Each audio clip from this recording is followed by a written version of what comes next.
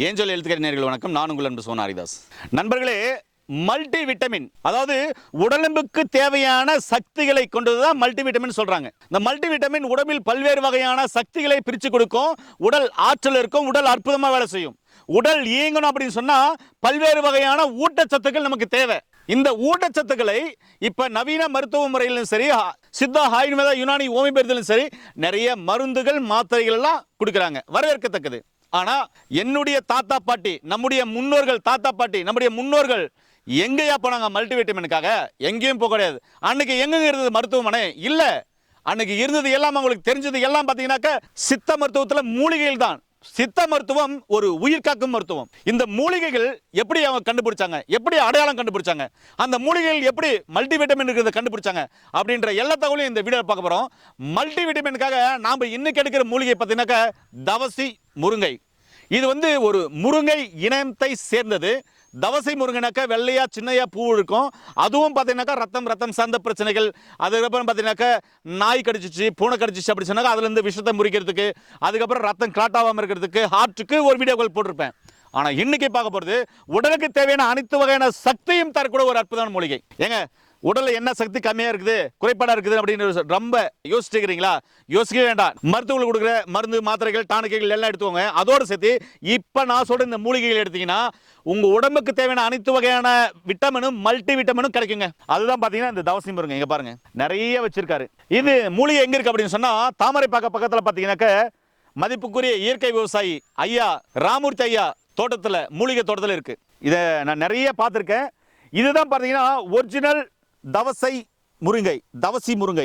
பாருங்க, பக்கத்தில் இது இங்கே இருக்கு பாருங்க, இங்கே இருக்கு ஐயா பாருங்க, அங்கே இருக்காரு பாருங்க. தினமும் பார்த்தீங்கன்னா தோட்டத்தில் வேலை செஞ்சுக்கிறாரு. பறவைகளுக்காக அங்கங்கே பார்த்தீங்கன்னாக்க நிறைய தொட்டிகளை வச்சிருக்காரு. இங்கே பாருங்க, இதுதான் நீங்கள் பார்த்துருக்கிறது தான் தவசி முருங்கை. இது பாருங்க எப்படி இருக்குதுன்னு காமிக்கிறேன். இது பதியம் போட்டால் தானா வளரக்கூடியதுங்க. இது எங்கே கிடைக்கும் அப்படின்னா நர்சரியில் கிடைக்கும், இல்லைன்னா கீழே போகிற நம்பருக்கு கால் பண்ணிங்கன்னா உங்களுக்கு கிடைக்கும்.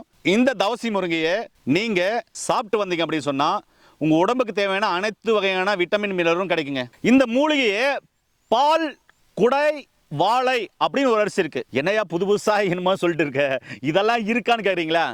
1000க்கும் மேற்பட்ட அரிசி வகைகளை உண்டு வாழ்ந்தவர்கள் தான் நம்முடைய தமிழர்கள், நம்முடைய இந்தியர்கள். எத்தனை பேருக்கு தெரியும்? 1500க்கும் மேற்பட்ட அரிசி வகைகள் இருக்குங்க. அந்த அரிசி கிடைக்குன்னா பூங்கார் அரிசி, அது சாப்பிடுங்க. அதில் கிடைக்கலனா கருப்பு கவனி அரிசி, அது சாப்பிடுங்க. அதில் கிடைக்குன்னா சிவன் சம்பா அரிசி சாப்பிடுங்க, இல்லைன்னா ரத்தசால அரிசி சாப்பிடுங்க, இல்லைன்னா இலுப்பை பூ சம்பாரிச்சு சாப்பிடுங்க. இது மாதிரிலாம் இந்த மூலிகையில் கலந்து சாப்பிட்டு வந்தீங்கன்னா உடம்புக்கு தேவையான அனைத்து வகையான ஊட்டச்சத்து வருங்க. நல்லா புரிஞ்சுக்கோங்க. நம்ம கிராமப்புறங்களில் சொல்லுவாங்க, ஒரு வழக்கமொழி இன்னைக்கு இருக்கு, எப்ப பாரு மருந்து மாத்திரை ஊசி, எப்ப பாரு கசாயம், ஏண்டா உடம்பை இப்படி கெடுத்துக்கிற அப்படின்னு சொல்லுவாங்க. அதுக்கு தான் இது மாதிரியான தவசை முறைகளை நம்முடைய முன்னோர்கள் சமைச்சு சாப்பிட்டு வந்தாங்க. இது எப்படி சாப்பிடணும்னா, இது முள்ளு லைட்டாக இருக்கும், ஒன்றும் இல்லை, இது பெருசாக இல்லை, இது தூய்மையாக இருக்குது. ஒவ்வொரு மூலிகையிலும் நஞ்சு இருக்குது, அதை எப்படி முறிக்கணும்னு தெரியும். நான் பச்சை சாப்பிட்றேன், நீங்களும் பச்சை சாப்பிட வேண்டாம், இது சமைச்சு சாப்பிடணும். கீரை குழம்பா சாப்பிடுங்க, கீரை பொரியலா சாப்பிடுங்க, கீரை கூட்டா சாப்பிடுங்க, நல்லா இருப்பீங்க. சரிங்களா? இங்க பாருங்க எவ்வளவு அழகா மூலிகைகள் பாருங்க நிறைய இருக்கு. இது எல்லாமே நர்சரி கடையில இப்ப நிறைய கிடைக்குது, இல்லைன்னா ஐயா கட்டுக்குது, நீங்க வாங்கிக்கலாம். இது மாடி தோட்டத்தில் வச்சுட்டு வாங்க. உங்களுக்கு அனைத்து வகையான சக்திகள் வேணுமா? வாரத்துக்கு 2 முறை 3 முறை கீரை குழம்பு செஞ்சு சாப்பிட்றீங்களா?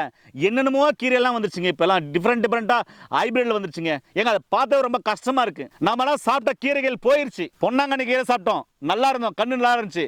வெள்ளை கரிசலாங்கண்ணி கீரை சாப்பிட்டோம், கண்ணு நல்லா இருந்துச்சு, லிவர் நல்லா இருந்துச்சு, உடம்பு நல்லா இருந்துச்சு. அகத்திக்கீரை சாப்பிட்டோம், பாய்சன் போயிடுச்சு, உடம்பு நல்லா இருந்துச்சு, புண்ணு இல்லாம இருந்துச்சு. அதுக்கப்புறம் பாத்தீங்கன்னாக்கா மணத்தக்காளி கீரை சாப்பிட்டோம். கல்யாண முருங்கை கீரை அப்படின்னு ஒரு கீரை இருக்காயான்னு கேட்பாங்க, தெரியாது. முசு கீரை, இதெல்லாம் சாப்பிட்டு நோய் நொடி இல்லாம வாழ்ந்தவங்க தான் நாம. சரிங்களா? சளி சார்ந்த பிரச்சனைகளுக்கு கண்ணங்கத்திரி சாப்பிட்டோம், தூதுவளை சாப்பிட்டோம், நல்லா இருந்தோம்.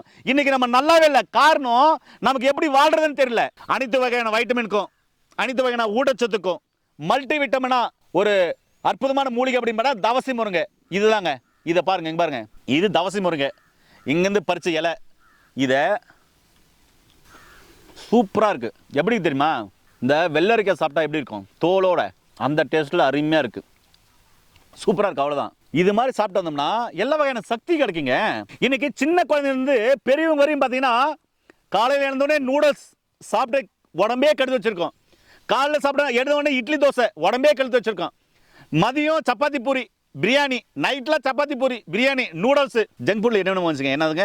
பீட்சாவா? பீட்சா, பர்கரு, அதுக்கப்புறம் என்னென்னமோ சொல்றாங்களே, ஏங்க நிறைய வந்துருச்சுங்க. அதுக்கப்புறம் பானிபூரி வந்துருச்சு, பரோட்டா வந்துருச்சு, நிறைய வந்துருச்சுங்க. இதெல்லாம் சாப்பிட்றதுனால உடம்புக்கு கேடு அப்படின்னு சொல்லிட்டு எவ்வளோ பேசினாலும் புரிய மாட்டேங்குது.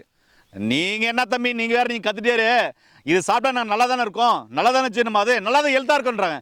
ஆனா வயசு மூத்தம்போது, அதாவது வயது முதிர்ந்த நிலையில் நீங்கள் வரும்பொழுது அன்னைக்கு நீங்க யோசிப்பீங்க, இன்னைக்கு உடம்புல ரத்தம் இருக்கு தெரியல, நாளைக்கு வயசானவங்களா ஒரு 30, 40, 50, 60 வயசு, 70 வயசு வரும்போது அந்த கஷ்டம் உங்களுக்கு புரியும்னு சொல்ல வரேன். அந்த கஷ்டம் வரக்கூடாதுன்னா, நாமளும் நல்லா இருக்குன்னா இது மாதிரியான இயற்கையான மூலிகைகளை சாப்பிடுங்க, உண்ண மருந்த உணவுகளை சாப்பிடுங்கன்னு சொல்ல வரேன். நம்முடைய சந்ததிக்கு, வருங்கால சந்ததிக்கு இது மாதிரியான இயற்கையான உணவுகளை சேமிச்சு வச்சுட்டு போகணும்னு சொல்றேன். இங்க பாருங்க, இனிமே மல்டி விட்டமினா, நோய் எதிர்ப்பு சக்தி அதிகமா இருக்கணும், உடம்புல நோயே வரக்கூடாது, சரிங்களா? அனைத்து வகையான சத்தியம் கிடைக்கணும், அனைத்து வகையான ஊட்டச்சத்தும் கிடைக்கணும். இது எது இருக்குன்னு தெரியல, இது மாதிரி தவசி முருங்கையை வாங்கி நட்டு கீரை குழம்பா சமைச்சு சாப்பிடுவாங்க, நல்லா இருப்பீங்க. புரிஞ்சுங்களா? அதனால மல்டி விட்டமினா செயல்படுற ஒரு அற்புதமான மூலிகை தான் இந்த தவசி முருங்கை. இன்னைக்கு அற்புதமான ஒரு பதிவை பார்த்துருக்கோம். இந்த பதிவு பிடிச்சிருந்தா எல்லாருக்குமே ஷேர் பண்ண மறந்துடாதீங்க. மீண்டும் இன்னொரு அருமையான பதிவில் உங்களை அனைவரும் சந்திக்கும் வரை உங்களுக்கு விடைபெறுவது குடும்பத்தில் ஒருவனாக உங்கள் அன்பு சோனாரிதாஸ். நன்றி, வணக்கம்.